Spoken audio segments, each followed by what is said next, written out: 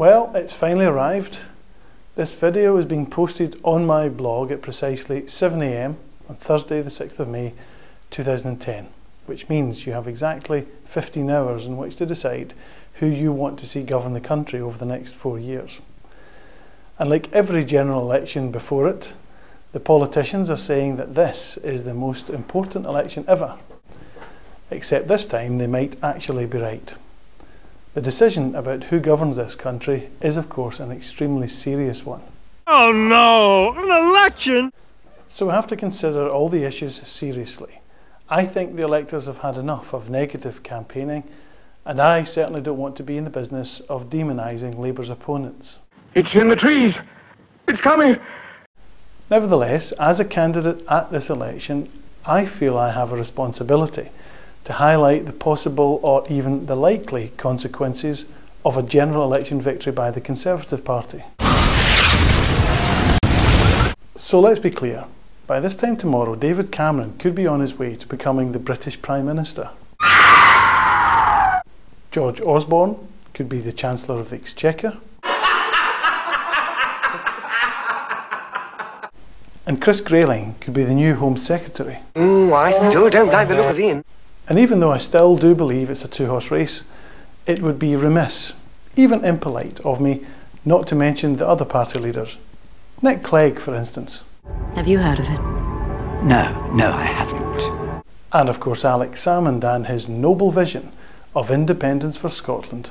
Brothers and sisters are natural enemies, like Englishmen and Scots, or Welshmen and Scots, or Japanese and Scots, or Scots and other Scots. Damn Scots! They ruined Scotland! And in among all the personality politics, the X-Factor politics, volcanic eruptions and microphones that we forgot to switch off, it's easy to forget that what we're being asked to pass judgment on are some serious issues.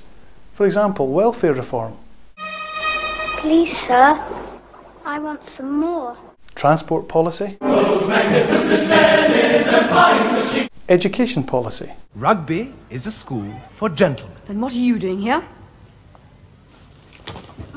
To name but four. But whoever wins today, the consequences are going to be significant and far-reaching.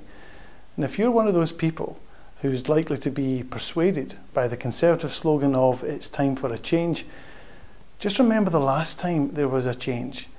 Remember the last time the Conservatives moved from opposition to government in 1979, and remember how you felt when you heard the news that Margaret Thatcher had become Prime Minister. I felt a great disturbance in the force, as if millions of voices suddenly cried out in terror and were suddenly silenced. I fear something terrible has happened. Of course, this is one of the least predictable elections ever, and the opinion polls are testimony to that. I'm sick of you people. You're nothing but a pack of fickle mushheads. Now, we've all been through a tough couple of years economically, but thanks to the leadership of Gordon Brown and the Labour government, the United Kingdom has managed to weather the economic storm far, far better than anyone could have predicted at the time.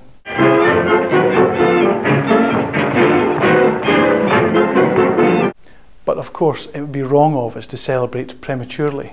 Everybody's to leave here immediately. This cafe is closed until further notice. So go out and vote. And please vote Labour. There is so much at stake today.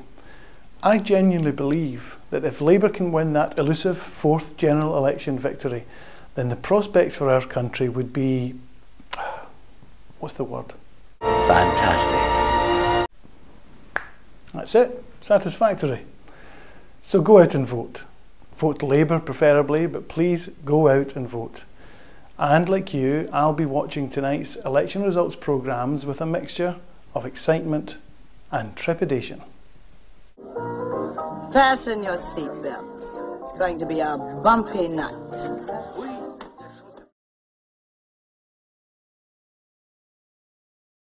I hate this blog.